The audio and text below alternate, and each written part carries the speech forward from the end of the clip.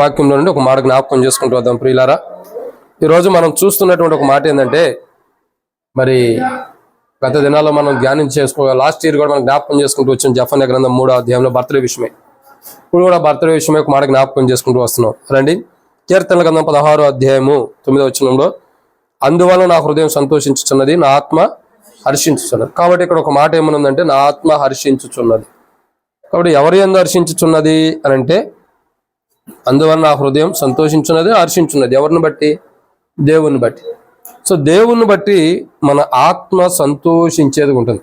హర్షించడం అంటే ఆనందించడం, సంతోషించడం, ఇంకా అనేక సందర్భాలు, అనేక మాటలు దానికి జత చేయబడుతూ వస్తాయి.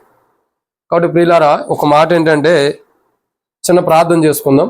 ప్రేమ కలిగిన తండ్రి, కొన్ని నిమిషాలు వాక్యం ధ్యానించబోతున్న సాయం చేసి శత్రుసిగ్గు మీకు మహిమకరంగా వాడుకుని మీరే మహిమ పొందమని, బాబు బర్త్డే కూడా దీవించమని ప్రభువైన యేసుక్రీస్తు నామం పేరిట విశ్వాసంతో ప్రార్థించి స్తుతించి అడిగి పెట్టుకుంటున్నాం తండ్రి. ఆమేన్.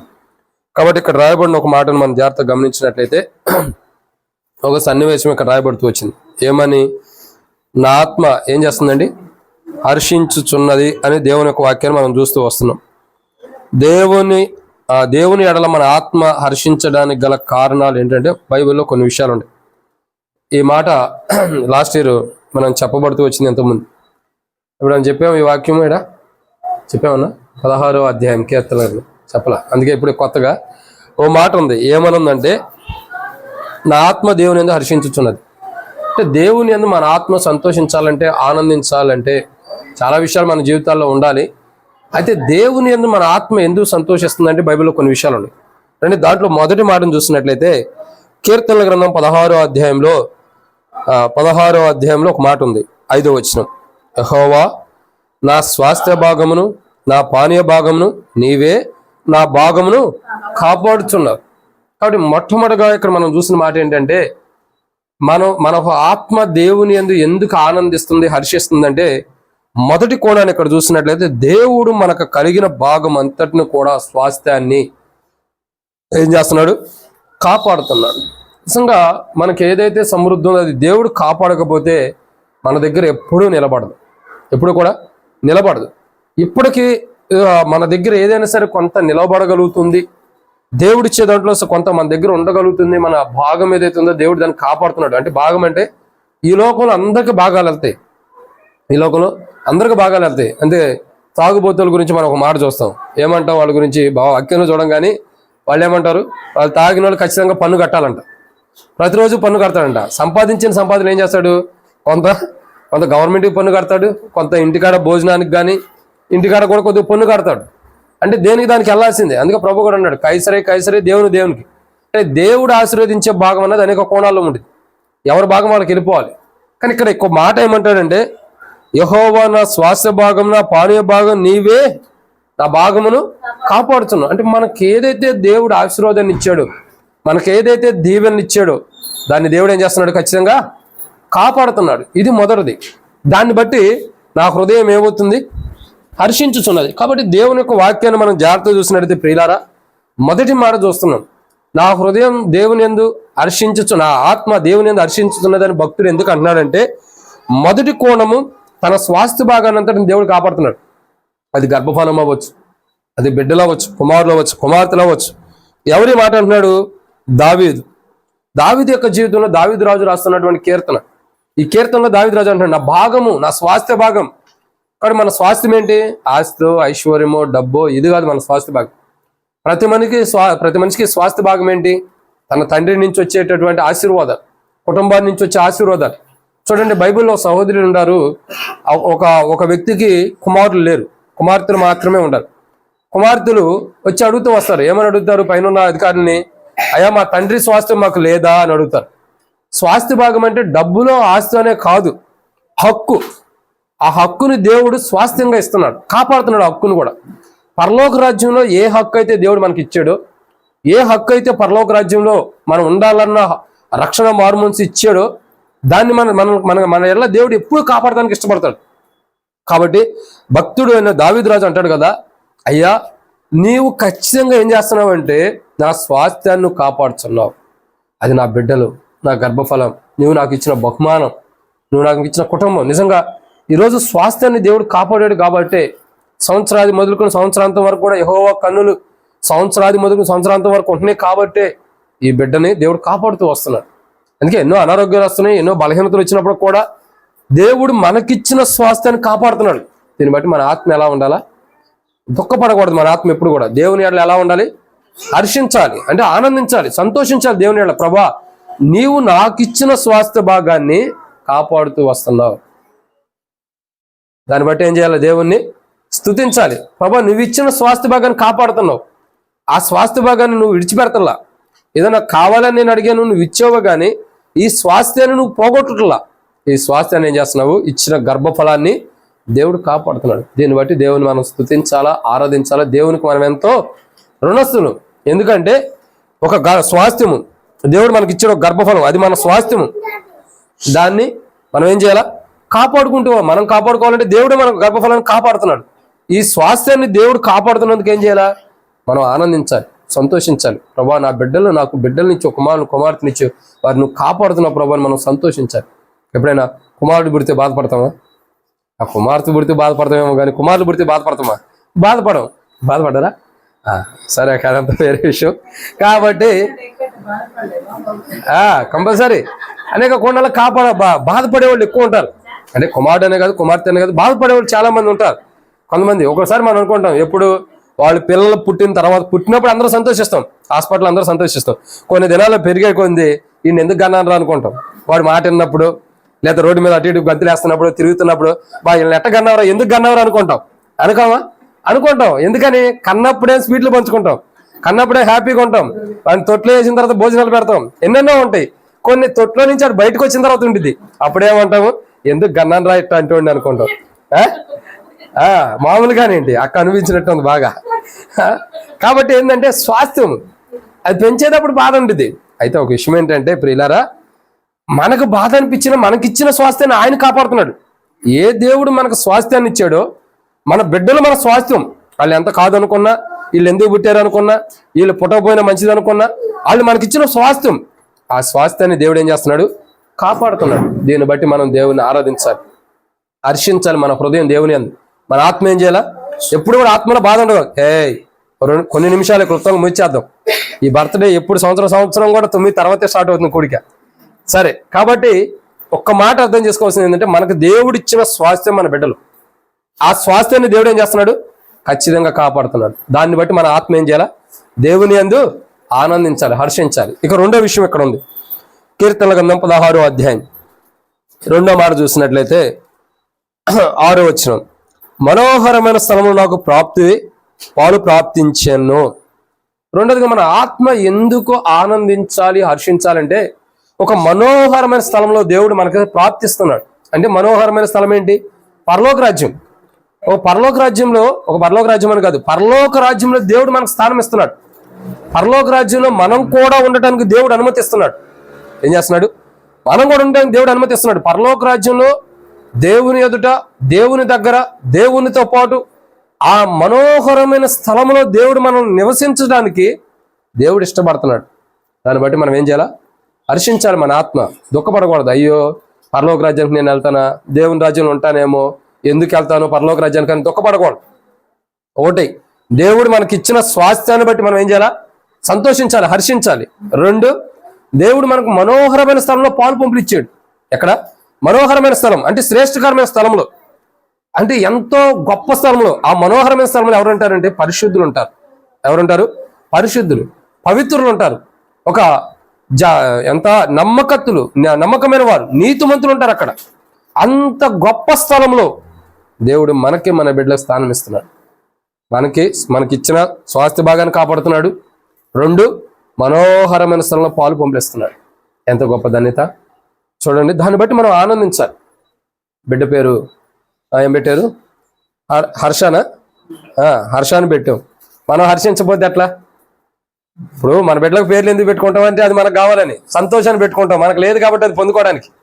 పాపం సంతోషాన్ని రాలా, చాలా దుఃఖాల్లో ఉన్నాడు ఈరోజు. పాపం ఆయన పేరు సంతోషాన్ని పెట్టారు, కానీ ఎప్పుడు దుఃఖంలోనే. మన సంతోషాన్న ఎప్పుడు దుఃఖం. పాపం ఎంతో బాధల్లో ఉంటాడు. గత 25 రోజుల నుంచి చాలా బాధపడుతున్నాడు అంటే, ఇంటికి వచ్చాడు, అన్న చాలా బాధపడుతున్నాను, నీకంటే ముందు నేను వెళ్ళాను ఆ మార్గంలో, నువ్వు కూడా వెళ్ళని చెప్పాను. ఆ పేరు పెట్టుకుంటాం కానీ అది ఉండదు, అది పొందుకోవాలనే అర్థం. అర్థమైందండి. ఈ లోకంలో పేరు ఇవ్వబడిందంటే అది మనకు ఉండదనే. సంతోషం అంటే వీడు సంతోషంగా ఉంటాడని కాదు, వీడు దుఃఖంతో ఉంటాడు అని అర్థం. హర్ష అని పేరు అంటే అర్థం ఏంటి? ఎప్పుడు హర్షించకుండా బాధతో దుఃఖంతో ఏడుతూ ఉంటాడని అర్థం. ఏడుతావా నవ్వుతావా? ఏడుతావా? నవ్వుతూ ఉండాలి. ఏడోడా? మంచిది, అయితే మంచిది. కాబట్టి సంతోషంగా ఉండాలి. కాబట్టి వీటన్నిటి విషయాల్లో కూడా మనం ఎలా ఉండాలా? సంతోషంగా ఉండాలి. ఒకటి, దేవుడు మనకి ఇచ్చిన స్వాస్థ్యాన్ని బట్టి మన ఆత్మ ఎలా ఉండాలి? సంతోషంగా ఉండాలి. రెండు, దేవుడు మనల్ని మనోహరమైన స్థలంలో పాలు పంపులు కలుగజేస్తున్నాడు. అసలు మానవుడు ఎట్లాంటి వాడు తెలుసా? పాపంలో ఉండేవాడు, అపవిత్రతలు ఉండేవాడు. మానవుడు ఉదయం లేచి సాయంత్రం వరకు పడుకునేంత వరకు అబద్ధాలు ఆడేవాడు, చెడ్డ మాటలు పలికేవాడు, దురాలోచన కలిగిన వాడు, అపవిత్రమైన ఆలోచన కలిగిన వాడు. మరి ఇటువంటి మానవుడిని కూడా చూడండి, ఈ ఒక పాపం చేసేవాడు, ఒక దొంగను మన ఇంట్లో పెట్టుకుంటామా? పెట్టుకోం. ఒక వ్యభిచారం చేసినవాడు మన ఇంట్లో పెట్టుకుంటామా? పెట్టుకోం. ఒక తప్పు చేసినవాడు మన ఇంట్లో పెట్టుకుంటామా? పెట్టుకోం. ఎందుకంటే ఆ పేరు మనకు కూడా వచ్చిద్దని. కానీ దేవుడు ఎంత గొప్పవాడో చూడండి. ఒక వ్యభిచారైనా, ఒక అబద్ధికుడైనా, ఒక మోసగాడైనా, ఒక దొంగ అయినా, ఒక ఎంత ఉదయం లేచి రాత్రి పడుకునేంత వరకు ఎన్ని అపవిత్రమైన మాటలు మాట్లాడినా, ఎంత అపవిత్రంగా జీవించినా అతన్ని ఏం చేస్తున్నాడు దేవుడు? ఇతను నాకు వద్దని అంటలా. అతని పాపాలన్నీ క్షమించి అతని జీవితాన్ని మార్చి మనం చేర్చుకోం ఈ లోకంలో తప్పు చేసిన వాడిని మన ఇంట్లో.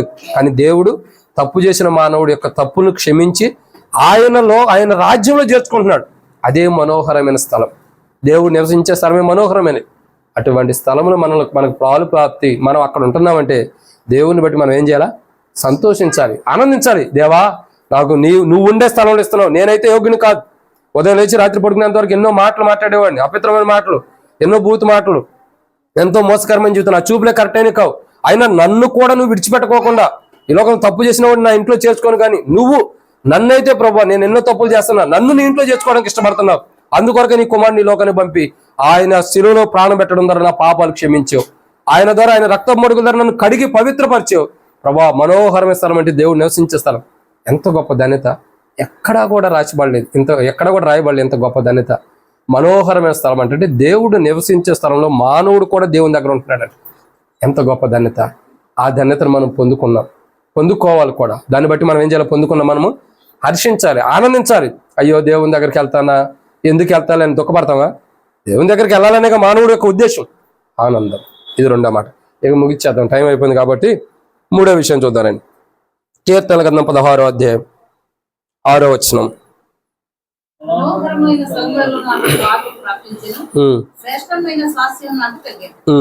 చాలా. కాబట్టి మూడో మాట, శ్రేష్టకరమైన స్వాస్థ్యం. మన గర్భఫలమే కాదు, పరలోక రాజ్యంలో దేవుడు మనకు స్థానం ఇస్తున్నాడు. అదే శ్రేష్టకరమైన స్వాస్థ్యం. ఏంటిది?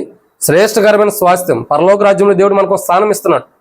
పరలోక రాజ్యంలో దేవుని దగ్గర ఉండే స్థానాన్ని దేవుడు ఇస్తున్నాడు. అదే శ్రేష్టకరమైనది. ఈ లోకంలో ఏదైనా శ్రేష్టకరమైనది ఉందంటే ఏమీ లేదు. ఏమనుందా? ఏమీ లేదు. ప్రభు ఇచ్చే రక్షణ తప్పగా, ప్రభు తప్పక ఏమీ శ్రేష్టకరమైనది లేదు. ప్రభు యొక్క వాక్యం తప్పగా. ఇంకా ఒకరోజు మానవుడికి శ్రేష్టకరమైన స్థానాన్ని ఇస్తున్నాడు. స్వాస్థ్యం అంటే అదే. మన స్వాస్థ్యం ఉంది, నాది అన్నది ఒకటి ఉంది మనకి. అది ఎక్కడుందంటే దేవుని దగ్గర ఉంది, స్థలం. అందుకే యోహాను సువార్త 14వ అధ్యాయం 2-3 వచనాలు ప్రభు అంటాడు, నేను వెళ్ళి మీకు స్థలము సిద్ధపరిచి మరలా వచ్చి మిమ్మల్ని తీసుకెళ్తాను అంటున్నాడు. అదే శ్రేష్టకరమైన స్థలం. ఆ స్థలాన్ని మనకు దేవుడు ఇస్తున్నందుకు మనం ఏం చేయాలా? హర్షించాలి. మన ఆత్మ దేవుని అందు ఆనందించాలి, దేవుని అందు. అప్పుడే మన జీవితాలు ఎంతో సంతోషంగా ఉంటాయి. మొట్టమొదటిగా మన ఆత్మ ఎందుకు హర్షించాలా? శ్రేష్టకరమైన స్వాస్థ్యం అంటే మనకు మంచి గర్భఫలాన్ని దేవుడు ఇచ్చాడు. రెండు, మనోహరమైన స్థలంలో దేవుడు పాలు ప్రాప్తిస్తున్నాడు, అంటే దేవుడు నివసించే స్థలంలో. 3, దేవుడు ఉండే స్థలంలో మనకు ఒక స్థలాన్ని ఇచ్చాడు. దాన్ని బట్టి ఇక 4వ మాట ఏంటంటే, కీర్తనల గ్రంథము 16వ అధ్యాయం 7వ వచనం. నాకు ఆలోచనకర్త అయిన యెహోవాను స్తుతించెదను. ఇక 4వ మాట ఏంటంటే, దేవుడు మనకు మంచి ఆలోచనకర్తగా ఉన్నాడు. ఎలా ఉన్నాడు? ఆలోచనకర్త అంటే ఒక్కొక్కసారి మనం చేసే పనిలో మనకు ఆలోచన రాదు. ఆలోచన రాదంటే దీని గురించి ఎట్లా చేయాలా అని ఆలోచన చేస్తూ ఉంటాం. దేవుడు ఎలాంటి వాడంటే, మనం ఏదైతే ఆలోచన చేస్తామో దాన్ని దేవుడు ఏం చేస్తున్నాడు? ఆలోచనకర్తగా ఉంటున్నాడు. ఆలోచనకర్తగా ఉండి మనం చేసే పనిని చూడండి. దేవుడు మనం చేసే పనికి ఆలోచనకర్తగా ఉండి ఏం చేస్తున్నాడు? మన పనిని సఫలం చేస్తున్నాడు. ఏం చేస్తున్నాడు? సఫలం చేస్తున్నాడు. నిజంగా దేవుడు ఎంత గొప్పవాడో చూడండి. ఆయన ఆలోచనకర్తగా ఉన్నాడు. ఆలోచనకర్తగా ఉండి ఏం చేస్తున్నాడు? మనం చేసే పనిని మనకు ఒక ఆలోచన ఇస్తున్నాడు, సఫలం చేపిస్తున్నాడు. ఇదిగో నువ్వు ఇలా వెళ్ళు, నీకు మంచిది. ఈ మార్గంలో వెళ్ళు, నీకు ఇలా బాగుంటుంది.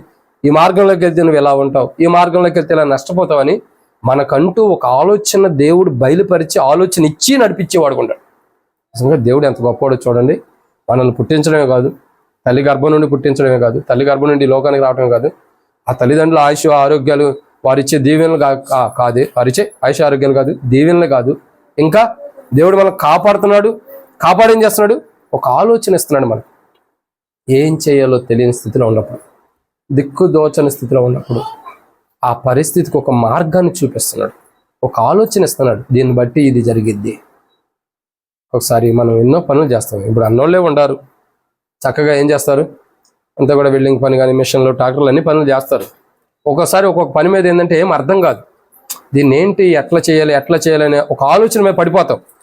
ఇదే కాదు, డ్యూటీ చేసేవాళ్ళు, జాబ్ చేసేవాళ్ళు, పైన ఉన్న అధికారులు ఏదైనా చెప్పారనుకో, మనకు అర్థం కాదు, దీన్ని ఎట్ట చేయాలరా అని ఒక ఆలోచనలో పడతాం. సొల్యూషన్ ఉంది, ప్రతిదానికి కూడా సొల్యూషన్ అనేది బైబిల్ నుండి దేవుడి ద్వారా మనకు వస్తుంది. అప్పుడు సమయం ముందు దేవుడు ఒక ఆలోచన పుట్టిస్తాడు.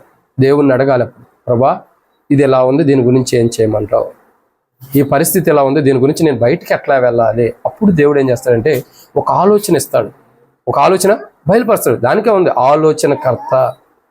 ఎవరైనా ఆలోచనకర్త, నాకు ఆలోచనకర్త అయిన యెహోవాను స్తుతించేదను. నిజంగా దేవుడు ఎంత గొప్పవాడు. మన ఆత్మ ఆనందించాలి, ఎందుకంటే మనకు ఆలోచన ఇస్తున్నాడు. మనం ఎలా వెళ్ళాలో, ఎలా నడిపించబడాలో, ఎలా ముందరకు వెళ్ళాలో, ఎలా జీవించాలో కూడా ఒక ఆలోచన ఇస్తున్నాడు దేవుడు. తెలియనప్పుడు ఒక ఆలోచన. ఎలాంటిది తెలుసా? ఈ మాట చెప్పి నేను ముగించడం ప్రయత్నం చేస్తాను. ఎలాంటిది తెలుసా? ఎలాంటిదంటే మనం ఏదైనా కారు కొనాలనుకుంటాం, ఒక బైక్ కొనాలనుకుంటాం. మనం ఏం చేస్తాం? 10 మందిని అడుగుతాం, మన స్నేహితుని. ఎవరిని అడుగుతాం? మనకు కీడు చేసేవాళ్ళని మనం అడుగుతామా? మనకి ఎవరైనా నష్టం చేయాలని చూస్తాం. వాళ్ళ దగ్గరికి నేను మంచి బైక్ కొనాలనుకుంటే వాళ్ళు ఏమంటారు? ఏదైతే తొందరపాడైతే దాన్నే కొనమని చెబుతారు. అందుకని మనం వాళ్ళ దగ్గరికి వెళ్ళాం. మనకి ఇష్టమైన వారు, ప్రియమైన వారు, మన ప్రాణానికి స్నేహితులు ఉండేవారు, మన ఇంటికి బాగా సన్నిహితులైన వారిని ఏం చేస్తామంటే, అన్న, అక్క, మనం ఈ బైక్ కొనాలనుకుంటున్నామని నేను ఏది మంచిది 10 మందిని అడుగుతావు. 10 మందిలో ఏది మంచిదని చెబుతారో, ఒక 10 మందిలో 5-6 ఏది మంచిది చెబుతారు, దాన్ని నువ్వు చేయడానికి ఇష్టపడతావు. లేదా 7-8 మంది చెప్పింది చేయడానికి ఇష్టం. ఎందుకంటే ఈ బైక్ మంచిది, ఓహో దాని గురించి నాకు తెలియదు, వాళ్ళు ఆడుతున్నారు కాబట్టి, లేదా వాళ్ళకి తెలుసు కాబట్టి అది మంచిది అని కొనడానికి ఇష్టపడతాం. అంటే ఒక ఆలోచన తెలుసుకుంటాం 10 మందిని అడిగి. దేవుడు ఎలాంటి వారంటే 10 మందికి ఆలోచన ఇచ్చేది దేవుడే. ఈ 10 మందికి ఆలోచన ఇచ్చేది ఎవరికి? క్షమించండి, ఈ 10 మందికి ఆలోచన మనం అడుగుతాం ఏది మంచిదని. ఈ 10 మందికి ఆలోచన ఇచ్చేది ఎవరు? దేవుడే. అయితే మనం ఏం చేయాలా? దేవుని దగ్గరికి వెళ్ళాలి. ఈ పని నేను చేయాలనుకున్నాను, ఒక ఆలోచన ఇస్తాను. అట్లాగే దేవుడు మన ఎడలో ఏం చేస్తున్నాడు? ఆలోచనకర్తగా ఉంటాడు. ఏం చేస్తున్నాడు? ఆలోచనకర్తగా ఉండి మనకి ఏది అవసరమో దాన్ని దేవుడు ఏం చేస్తున్నాడు? బయలుపరుస్తున్నాడు. మనం తెలియని స్థితిలో, దిక్కుదోచని స్థితిలో, ఏం చేయలేని స్థితిలో, నిస్సహాయ స్థితిలో ఉన్నప్పుడు మనకు ఒక ఆలోచన ఇచ్చి మనకు ముందరకు నడిపిస్తాడు దేవుడు. దాన్ని బట్టి నడిపిస్తున్నాడు, నడిపించబోతాడు కూడా. దాన్ని బట్టి మనం ఏం చేయాలా? వర్తమాన భవిష్యత్ కాలంలో ఉండవు. దేవుడు జరిగిందాన్ని నడిపించాడు, ఇప్పుడు జరిగేదాన్ని నడిపిస్తున్నాడు, భవిష్యత్తు జరగబోయేదాన్ని కూడా నడిపించే దేవుడు. దీన్ని బట్టి మనం దేవుని ఏం చేయాలా? చెప్పండి, దేవుని ఏం చేయాలా? దేవుని స్తుతించాలి, దేవుని బట్టి ఆనందించాలి, హర్షించాలి, సంతోషించాలి. ప్రభా నాకు ఆలోచన రానప్పుడు నువ్వు ఆలోచన ఇస్తున్నావు, ఆలోచన కొరకే మనం ప్రార్థన చేసుకోవాలి. ఆలోచన ఇస్తున్నావు, నన్ను నడిపిస్తున్నావు, నీకు వందనాలు. కాబట్టి ఇది 4వ మాట. ఈ చివరి మాట చూసి ప్రార్థన చేద్దారండి. కీర్తనల గ్రంథం 16వ అధ్యాయం. కీర్తనల గ్రంథం 16వ అధ్యాయం 7వ వచనం. దేవా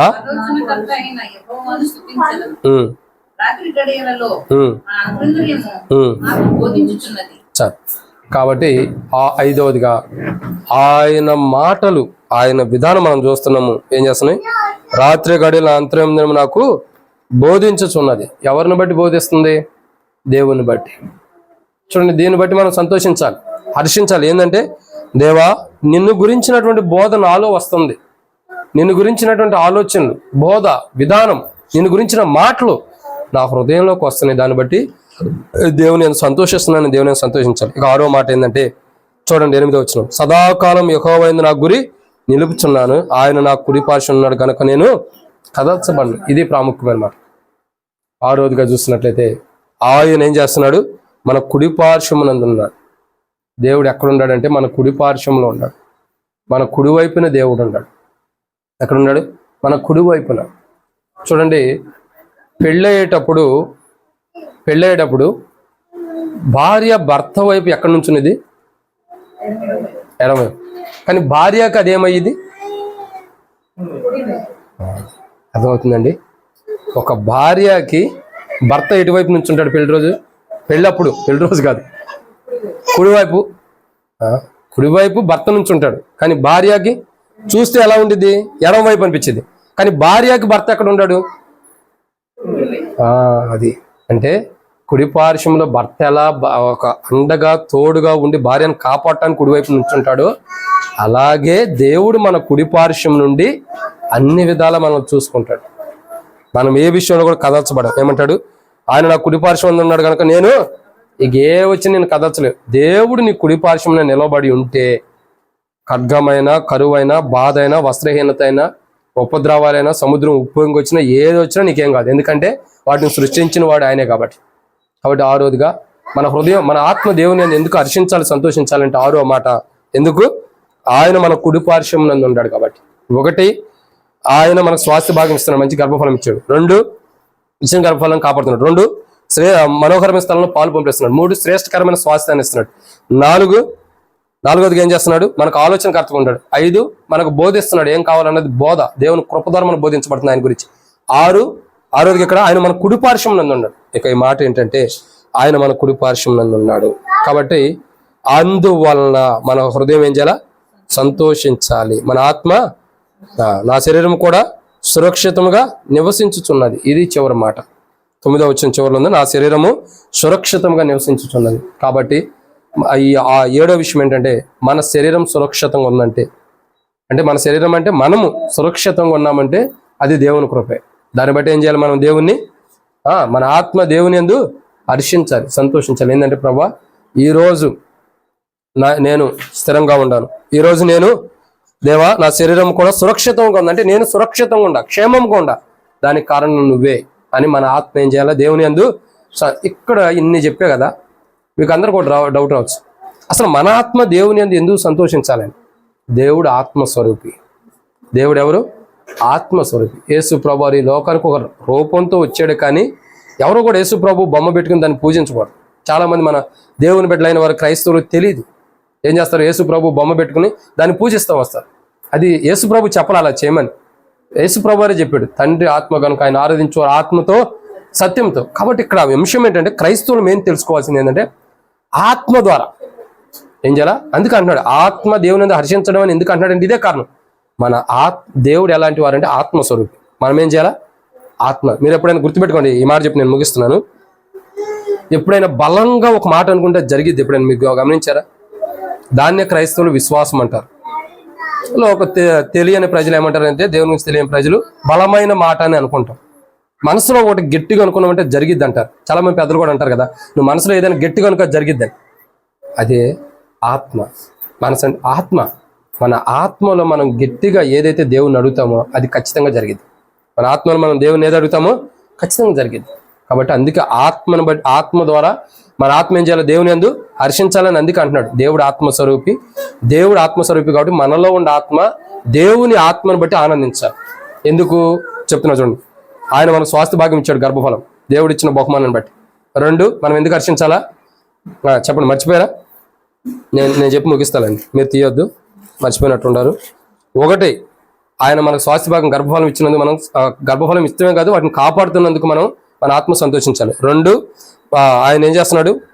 మనోహరమైన స్థలంలో కాదు, నీకు ఒక భాగాన్ని ఇస్తున్నాడు, మనోహరమైన స్థలంలో పాలు పంపిస్తున్నాడు దాన్ని బట్టి. 3, స్వాస్థ్యాన్ని ఇస్తున్నాడు. 4, మనకు బోధిస్తున్నాడు. 5, మన కుడి ప్రక్కన ఉంటున్నాడు. ఇంకా అనేక విషయాలు ఇక్కడ ఉన్నాయి. మనం ఆనందించాలి, మన హృదయంలో ఉన్నాడు, సంతోషించాలి, మనకు ఒక స్వాస్థ్య భాగం ఇస్తున్నాడు. వీటన్నిటిని బట్టి, వీటన్నిటిని బట్టి మనం ఏం చేయాలా? ఇవన్నీ మన జీవితంలో దేవుడు చేస్తున్నాడు. మన గర్భఫలం స్వాస్థ్యం ఇచ్చాడు, మనకు పరలోక రాజ్యంలో స్వాస్థ్యం ఇస్తున్నాడు, ఇంకా మనోహరమైన స్థలంలో భాగం ఇస్తున్నాడు, ఇంకా నీ భాగమును దేవుడు కాపాడుతున్నాడు. ఇవే కాదు, ఇంకేం నీకు ఆలోచన ఇస్తున్నాడు, రాత్రి నీకు బోధిస్తున్నాడు, ఇంకా అంత మాత్రమే కాదు, ఇంకేం చేస్తున్నాడు? కుడి పక్కన ఉంటున్నాడు, ఇంకా నీ శరీరమును కూడా సురక్షితంగా చేస్తున్నాడు. ఇవన్నీ దేవుడు చేస్తున్నందుకు మన ఆత్మ ఏం చేయాలా? హర్షించాలి. ఇప్పుడు మన కుటుంబంలో ఒక బిడ్డకి ఏం పెట్టుకున్నాం? హర్ష అని పేరు పెట్టుకున్నాం. అంటే అర్థం ఏంటి? మనం మన ఆత్మ దేవుని యందు హర్షించాలి. అదే రీతిలో ఈ చంటి బిడ్డ కూడా, ఎందుకంటే తనకి అవగాహన వచ్చే మాటలు ఇవి కావు. కాబట్టి మన తల్లిదండ్రులు మనం కూడా తెలుసుకోవడానికి మాటలు. కాబట్టి ఈ హర్షాన్ని దేవుడు ఏం చేయాలా? హర్ష తన ఆత్మ ద్వారా కూడా దేవుణ్ణి ఆనందింపజేయాలి. తన ఆత్మ దేవుని ఏం చేయాలా? హర్షించాలి, ఆనందించాలి. కాబట్టి ఆ చంటి బిడ్డ రానున్న దినాల్లో తన ఆత్మ ద్వారా దేవుని ఆనందించినట్లు, హర్షించినట్లు ఇప్పుడు మనం, ఆ బిడ్డకు అవగాహన లేకపోవచ్చు, అవగాహన ఉన్న మనము మన ఆత్మ ద్వారా దేవుని యందు హర్షిద్దాం, ఆనందిద్దాం. దేవుడు 7 అంతల ఆశీర్వాదాలు మనకి ఇచ్చినందుకు దేవునికి మహిమకరంగా మనం దేవుని ఆరాధించినట్లు, దేవుని ద్వారా అన్ని ఆశీర్వాదాలు మనం పొందుకున్నట్లు, ఇటు ఆశీర్వాదాలు దేవుడు ఇచ్చినందుకు మన ఆత్మ ద్వారా దేవుని హర్షించి దేవుని అట్లా ఆనందించినట్టు ప్రభు మనకి ఈ చంటి బిడ్డ కూడా తన జీవితంలో తన ఆత్మ ద్వారా దేవుని అందరూ ఎప్పటికీ ఆనందించే జీవితాన్ని దేవుడు అనుగ్రహించినట్లు ప్రభు సహాయం చేయను గాక. ఆమెన్. ప్రార్థన చేసుకుందాం. పరిశుద్ధుడు అయిన తండ్రి, ప్రేమ కలిగిన దేవా, మీకు స్తోత్రములు. మీరు ఇచ్చిన కృపకై వందనములు తండ్రి. హర్షాన్ని జ్ఞాపకం చేసుకుని దీవించండి. గత సంవత్సరాలు కాపాడారు, మరో సంవత్సరం బహుమానం ఇచ్చారు. అదే రీతిలో తన బర్త్డే విషయమై విత్తబడిన వాక్యమును కూడా నీరు కట్టి ఫలింపజేసి మీ కృపలో జ్ఞాపకం చేసుకోనండి. అదే రీతిలో తండ్రి, ఈ యొక్క వాక్య వెలుగులో మా జీవితాలు మీరు ఆత్మస్వరూపి కాబట్టి మేము ఆత్మ ద్వారా మీ అందరి ఆనందించాలి, హర్షించాలి, సంతోషించాలి. ఎందుకంటే మీరు మాకు స్వాస్థ్యకరమైనటువంటి బహుమానం ఇచ్చారు. అందు మాత్రమే కాదు ప్రభా, మనోహరమైన స్థలంలో పాలు పంపులు స్వాస్థ్యాన్ని ఇస్తున్నారు, శ్రేష్టకరమైన స్వాస్థ్యాన్ని ఇస్తున్నారు. అంత మాత్రం కాదు, ఆలోచన కట్టుకుంటారు. మాకు ఏం చేయాలో తెలియని స్థితిలో ఇంకా ప్రభా మీరు అనేక విషయాల్లో మాకు బోధిస్తున్నారు. మాకు ఆలోచన, మాకు మా కుడిపార్శ్వం అంటున్నారు. మా యొక్క దేహంలో, మా శరీరానికి మాకు ఏమి కరక్కోకుండా, ఏ హాని జరగకుండా మమ్మల్ని సురక్షితంగా ఉంచుతున్నారు.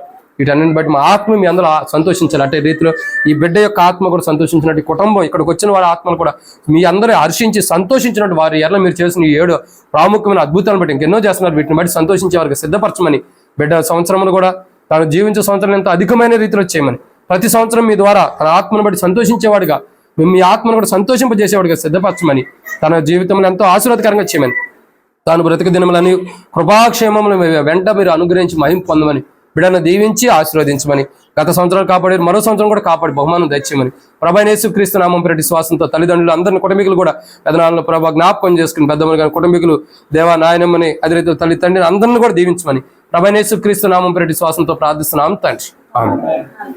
దయచేసి గమనించండి. మరి ఈ సమయంలో కేక్ ఉందా? తీసుకురండి. కేక్ కటింగు, కేక్ కొరకు కూడా ప్రార్థన చేద్దాం. తర్వాత చివరి ఆశీర్వాదంతో ముగించుకుందాం.